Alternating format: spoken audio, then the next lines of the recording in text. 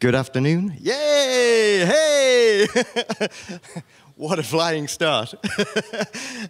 Welcome to everyone here. Really good turnout for Valkyrie. It's awesome to see so many people in the room. And welcome to everyone at home on the streams. I'm CCP Rue, lead game designer for Valkyrie. And I'm here today to obviously celebrate the launch of Warzone, which is our radical expansion for Valkyrie, free for existing players, and we think that this is, the best version of Valkyrie to date. So this presentation, I kind of toyed with some thought-provoking subtext for what I actually wanted to talk about today, but really then I applied some word economy, and it boils down to a far more accurate summary, which is simply where we were, where we are now, and why we needed to change, and where we're going and how you can help to get us there. So, a little bit of backpacking, but basically we have been a live game now for 18 months, so this is it's no mean feat. It's a testament to the hard work of the whole dev team at Newcastle. And it's been every bit the labor of love from a team who are enthusiastic gamers and very passionate about Valkyrie, as passionate as our community are. And we couldn't just continue to pile new content into the game until we addressed and kind of fixed a number of core issues that we wanted to deal with to make us more appealing to a more mass market audience, an audience that's actually essential for the growth of any multiplayer game. So we started these conversations at FanFest earlier this year.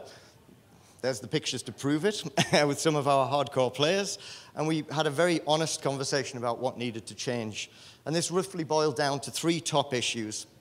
Our ships needed to be more iconic, they needed to have more distinctive combat roles, and they needed to offer more meaningful upgrade paths with more unique abilities. Our reward system, it was, to be honest, a bit underwhelming. It lacked celebration, and it was tied to what we thought was an overly complex economy system. And our ship's selection via the launch tube mechanic, well, it was poorly tutorialized, and it failed to deliver on the design intention, which was to add a layer of strategy to the game.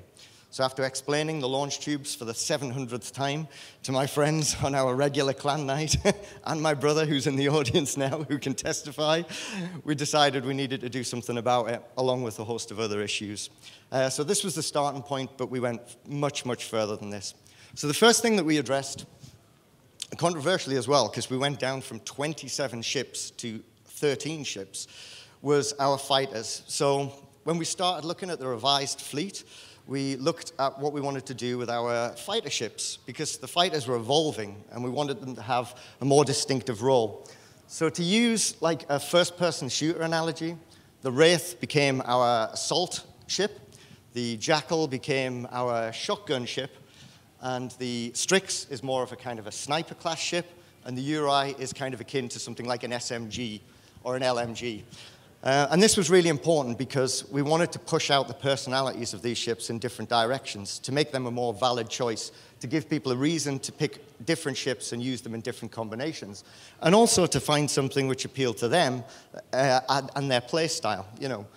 I might not be the kind of guy who's into pinpoint accuracy. I want maximum damage for, minimum aiming, for want of a better word. I wanted to get people in the game quickly and make them feel like a badass space pilot. So next, we set about the support ships, the heavy ships. And this we iterated down from 7 to 4. The Scarab is effectively the Spectre in all but name. It's a great all-rounder, pretty much a Spectre with a kick-ass EMP Ultra. The Vulcan is basically deadly up close and personal. It's got twin rapid laser-firing Gatlings, which are probably one of the best audio effects in the game. Stunning when you hear this thing unload on someone. And the Corvus, this is our disabler. This is the ship that when you see an enemy has taken out one of the covert ships, if you grab a Corvus, they have got like a sonar ping, which will highlight any cloaked ship in your area, which is a really useful kind of ability. And then the Hydra, which is like a combat specialist, so it's got a flak cannon and it's got a railgun, and it's a real kind of upfront bruiser. So next, we set about the support ships. Again, if it ain't broke, don't fix it, right? So the Banshee pretty much stayed the same. It went pretty much unchanged. It's got its multi-purpose beam we now made into a shield stripper, so it's more focused on stripping the shields of enemies. And the spider bots remained because they were one of the favorites from Valkyrie, and Ansgar, one of our hardcore players, would have freaked out if we'd removed the spider bots. They're incredibly iconically Valkyrie in every way. And then the Nagi, we wanted this one to become more like a pure healer. So this one has a healing beam, it has a health blast ultra, and it has self-repair as well. But it's also got a twin carbine blaster as well, so it can handle its own, but it's mostly a healer. And then we have the Medusa, and this one is like full of abilities. This is like, where did you get those wonderful toys? It can apply overshields, it's got an EMS shield, it's got shield stripping ultra blast. You know, this has got all of the toys when it comes to the supports. And then the Kieran, and the Kieran is kind of like your dream wingman. This is the person, this is the ship that can get behind you and top up your capacitor. So if you're looking for home run and extraction, which is our new capture the flag style game mode, then the Kieran can get behind you and boost your capacitor to keep you boosting all the way to the finish line. And last but by no means least, we have the covert ship. So this is our very first covert ship for Valkyrie. It's called the Shadow. It's got an active cloak. It's got a huge charge and release damage blaster beam, which is a plasma cannon. And it has one of the best ultras in the game as well, called the Violent Whisper. And this has been responsible for many triple and quad kills and lots of good streaming footage so far. And we've only released one covert ship so far. The idea is that the community will help us develop future covert ships. So if you want to be involved in that, get involved via the forums and tell us what your thoughts and feelings are about the next covert ship. So with a new fleet in place, we wanted to allow our pilots a greater way to customize their ships to match their style of play. So each ship has its own modification progression tree, and we use a mixture of flat and trade-off mods to avoid min-maxing. So a flat upgrade offers no negative consequence, and a trade-off upgrade boosts one stat, but at the sacrifice of another. So to give you an example, you might get increased acceleration, but lower top speed. So it's really about matching the ship and the abilities that it has to further complement your gameplay style, rather than just min-maxing. XP is now per ship, so you use the ship, you fly the ship, you get kills with the ship, and you basically invest it in the modification tree. And all the ship stats now have clear and consistent categorization. So we have attack, defense, tech, and mobility. And you can basically apply one of these into each one of those categories. So you can only have 4 mods active at any one time, and 1 in each category. So it's up to you how you kind of load out your ship before a battle. And between battles, you get to visit the hangar, so you can mess around with your loadouts before the next round starts. So you might want to tune one specifically for extraction mode, as opposed to another one for carrier assault. So our weekend wormholes, we've been running these for a while now, and they're more than just rainbow trails and twisted versions of our maps. Basically, for the past 8 months, we've been experimenting with a range of gameplay modifiers. We've been secretly blind testing new abilities, which we were planning for this revised fleet. So super missiles, which are one-shot kill missiles, also known as the Mjolnir missiles, now became an ultra ability for the Wraith Mark VI. And we'd successfully tested these, among others, such as increased capacitor, overshields, super boosts, etc. So thank you very much to everyone for taking part, even if you didn't know it at the time. So the ultra abilities were designed to turn the course of a battle when timed correctly. They also facilitate a deeper combat experience by providing with players with things like AoE weapons, increased damage, and healing. There's a special ultra ability for every single ship in Valkyrie Warzone. And each one of those has spectacular video and audio effects to accompany it. And spectacular is a word I will use to describe this wow animation you're about to see. Check that out. So this is salvage, and what we did is we repurposed our salvage collection mechanic from the previous version of Valkyrie. So now when you pick up this glowing purple debris, it will charge your ultra ability. So the more salvage you collect, the more ultras you will get to use, and it's also a shared economy. So as you collect it, your team members also get a boost from that as well. So it increases the tactical choice when selecting a ship too, because you might take a ship purely for its ultra.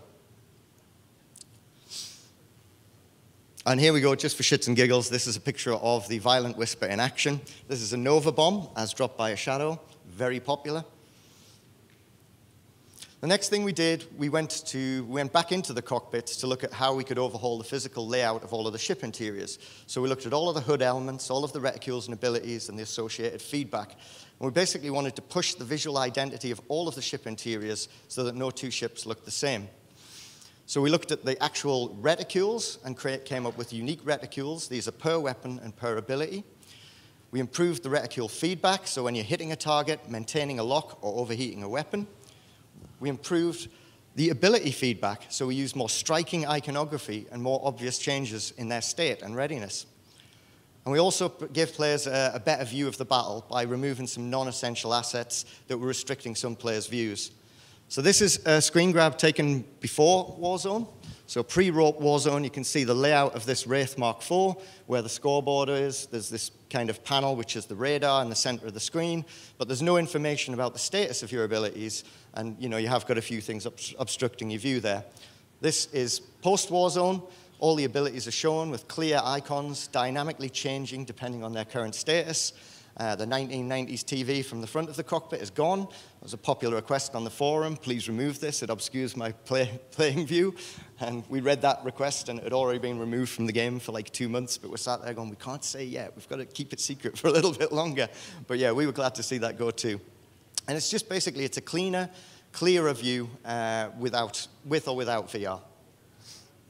The other thing we did is, prior to Warzone, we did a pretty poor job of signposting and tutorializing what were some amazing abilities and weapons. So in addition to the more intuitive cockpit, we wanted players to be able to quickly check the status of their loadouts at the touch of a button, what the ship had, and what the key mapping currently was bound to.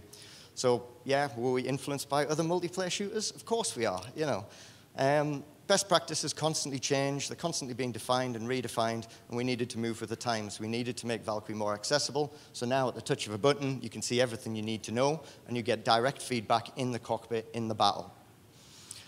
So our previous launch tubes mechanic was a little bit cumbersome as well, because you had to pre-assign a ship to a launch tube before you went into a battle, so we removed this, and we've gone to a ship system now, which is just more like a traditional ship selection panel. We call it ship flicks. So basically, it's an open hangar. You can grab any ship you want from the beginning. So as soon as you boot the game, you can grab whatever you want. They're sorted into classes, so you can toggle between the classes for quick selection. We have a recommended section where we can nudge you in the direction of ships which are easier to pick up and play. We tell you what modifications you have activated on the ships, and we give you like a difficulty rating, 1 to 3 system for how complex it is to get the handle of. And we also let you know dynamically who's using what in battle. So the blue number beside the jackal at the top says that there's 1 jackal in the battle at the minute, and the red 2 beside it shows that the enemy's got 2 of them active. So it's like a layer of tactics that you can see every time you go back to the clone vat.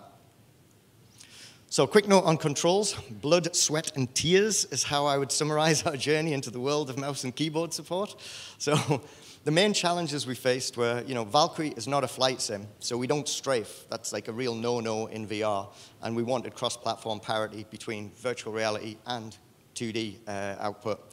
Valkyrie is not a traditional first-person shooter, so we can't turn with kind of twitch-like speeds like you do to shoot a target in an FPS.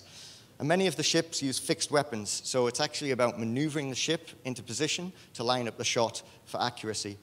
And as I was saying before, platform parity is key. So basically, we couldn't change the flight model just for mouse and keyboard, so we created one that we think, represents something pretty damn cool. So we've got fully customizable mouse and keyboard support, and we're continuing to iterate on that. We've got loads of new changes coming soon as well, which I'll get onto in a little bit. We also had a new game mode. So as some of you have hopefully played today, this is Extraction. This is our capture the flag in space game mode. So it's a tried and tested mechanic, but it's just a lot of fun. It leads to some absolute clutch save moments as you're racing for the touchdown, carrying the relic to go and take it to the warp gate. And it's team-focused objectives, so it increases the social interaction and team tactics. The class and ship interplay is made more relevant. You can get a serious advantage by picking the right ship at the right time. It's a cohesive fantasy because we're extracting relics, which is something that we do in our scout mode, which is more of our passive mode where you collect things on a map. And it's a constantly moving objective as well. So the relic never appears in the same place twice, neither do the warp gates that you use to extract the relic. So it's an absolute office favorite for us. It has been for about 6 months now. Led to much hooping and hollering and swearing whenever we do play tests. So this is one of our 2 new maps that are part of the Warzone expansion. This is a Sisters of Eve themed map. It's called Fleet, and it's basically a bright and vibrant space station, a nexus between combat zones. And you will see ships warping into and out of this area, so at times it's like crossing a highway. So these things have collision. They will knock the shit out of you if you get in their path at the wrong time. And the second of our new maps is called Outpost, and this is a drifter-themed map. Very dark, mean, and moody. It's a drifter facility, and it delivers something we've wanted to do for a long time, which was to create a haunted castle, a haunted house in space.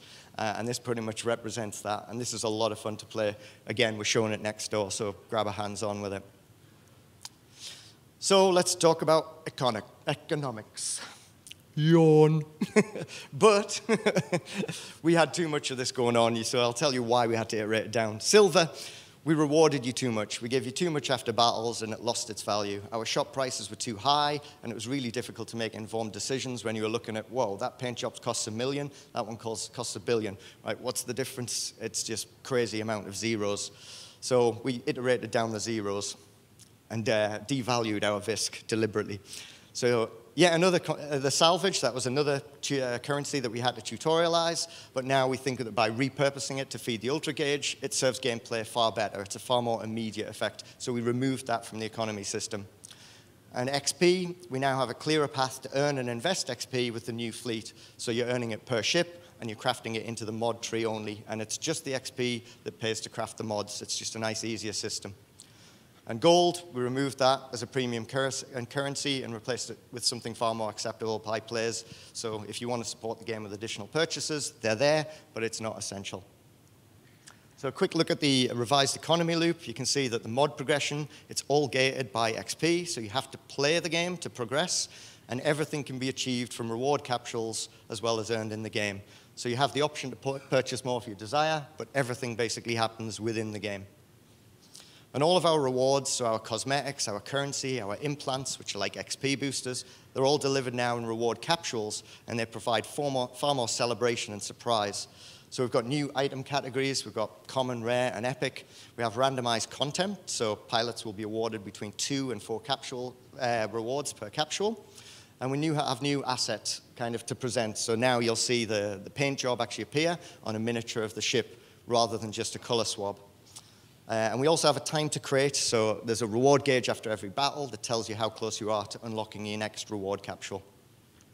Another key feature that we overhauled for Warzone was our new player experience. We rebranded this as Flight School, and we now give clearer objectives and better explanations through VO and pad tips.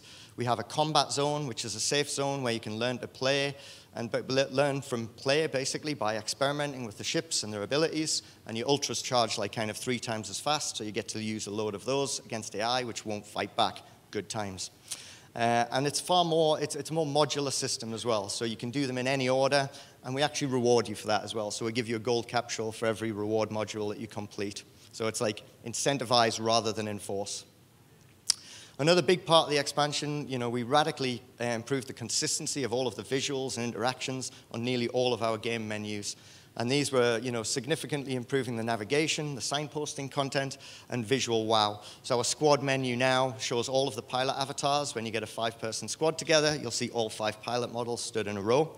The cat, which was our in-game notification system, we've cut that. And we've lightened the ambience and the mood throughout the game. So there's far more wonder and far less gloom in the menus now. And just to give you an example, this is the hangar. This is the hangar we had pre-Warzone. There's the Wraith. And this is the hangar post-Warzone. So it's like night and day. Woo! Give it up for the Uri. Yeah.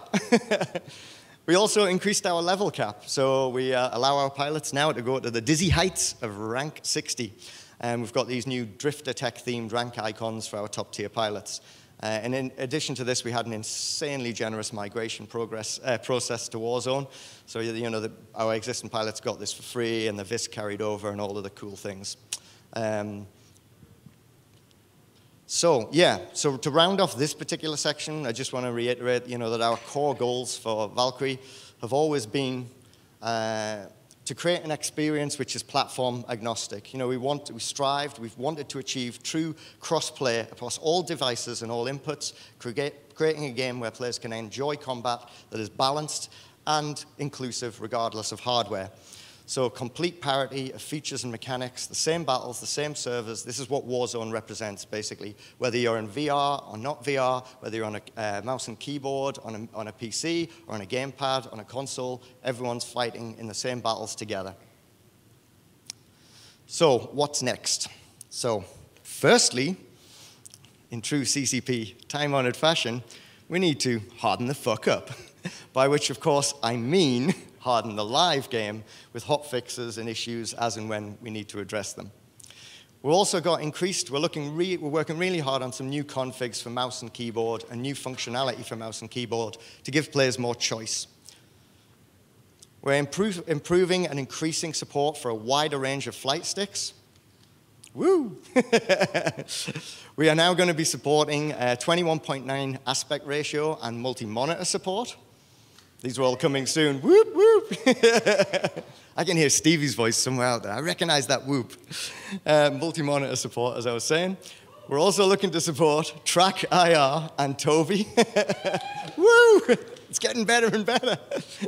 And we've got some balance changes coming as and when we need to do that. So we're tracking all of the data from Warzone now, and we're looking at the graphs and the kill rates of every single ship that people are doing, the pick rate, and we're watching it. We're monitoring the community feedback to make sure we stay on top of any balance and changes that need doing. But that's not sexy, and Vegas demands sexy, I hear you cry. So come on, what's really next? Well, what's really next are the social tools that will help empower our players to self-organize and to share Valkyrie further than a retweet from Donald Trump. So specifically, I am referring to custom matches, spectator tools, in-game events, and maybe a cool few other things that we've been tinkering away on. Would you like to know more? That's good, because I have some more slides. So if you said no, this would have been short. So this section, these are all hot off the press, in development wireframes and mock-ups. And we don't normally do this, but we want to hear your thoughts about how we develop these as part of our roadmap, as part of our roundtable, which is going to happen just after this in innovation, and via the forums. So what I'm going to show here, it's all work in progress, but have at it. So custom matches can be accessed by anyone. Anyone can create a custom match. You'll be able to invite your friends, you'll be able to reserve spaces, and you'll be able to set AI presence and the ability of the AI. You'll also be able to select a faction, a long-requested feature. So you'll be able to pick from Valkyrie or Schism and swap, toggle between sides so you can organize your team effectively. In the match settings menu, you will be able to select which maps to include and which ones to exclude from your playlist. You'll also be able to select which ships are allowed and which ones are restricted. And as a stretch goal for this feature, we're also looking at more nuanced control, which will allow further customization over which weapons and abilities may be restricted as well. But with all of these features, we've got a lot of stretch goals in mind. But if it means that we delay shipping for any of it, we're gonna make sure we get something out as quickly as possible. So we'll continue to iterate on the features. So you'll also be able to create your own versions of existing game modes with a huge range of modifiers affecting values such as clone counts, round timers, carrier defenses, carrier nodes, core health, shield timers, capture times, etc. And we'll also be improving our signposting for upcoming game modes and maps with a far more pretty interface which lets you know what's coming up and how to prepare for it. So in short, we're giving you the keys to the kingdom to find new and interesting ways to play the modes that you know and love. So next, spectator mode. So the goal for this is to allow you to become a true war correspondent. So we've been analyzing some of the best-in-class tools for inspiration, and our goal is to give players all the appropriate information via a user-friendly interface. This is key. It needs to be user-friendly. So this mock-up shows the action from a third-person's perspective. This is what we're hoping to deliver first. You'll be allowed to rotate the camera around the ship. You'll be able to zoom in and out on the action, as the camera will be tethered to the ship, so you can zoom in and out. And you'll be able to toggle between ships at the touch of a button by selecting from the top of the screen. And here we see the action from within the cockpit. This is more of a stretch goal. We hope we can get this ready in time, but it's another view that we're aiming to support. And from this perspective, we're looking at options such as removing the cockpit frame, so it's like a pure view of space, removing the HUD, and removing targeting info, and the ability to free look around the cockpit independently from where the player you're spectating's view is. So independent from their avatar, you can look around the action. So all of these are being tested from a technical perspective, but also from a gameplay perspective. You'll also be able to quickly toggle through a number of info fields to ensure you're in the right place to film the action.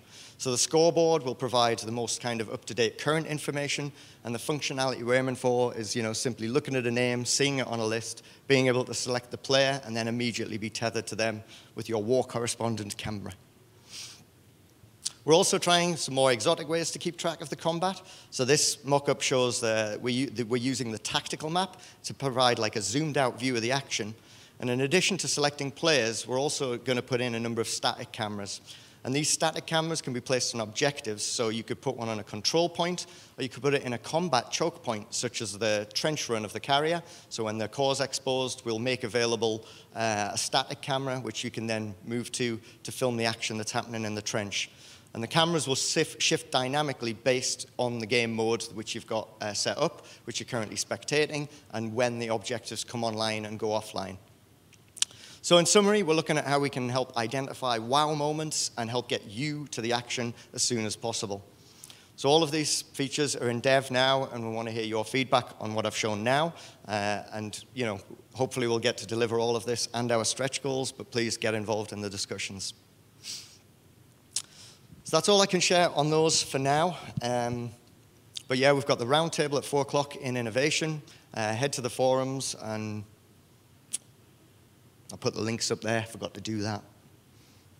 And it's time for my picture of Columbo, where I go, just one more thing. There's got to be a just one more thing, right? There's always got to be a just one more thing. Okay, here's my just one more thing. It's crazy.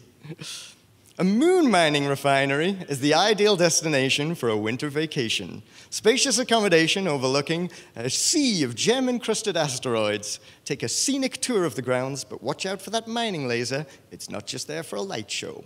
So we'll have more information on this soon. Spoiler alert, it's a new map. so watch this space. But that's it for me today, so thank you very much for having me, and I hope some of you can join me at the round table and continue the discussions at the bar, where I'm no doubt going immediately. So thank you very much. It's been a pleasure.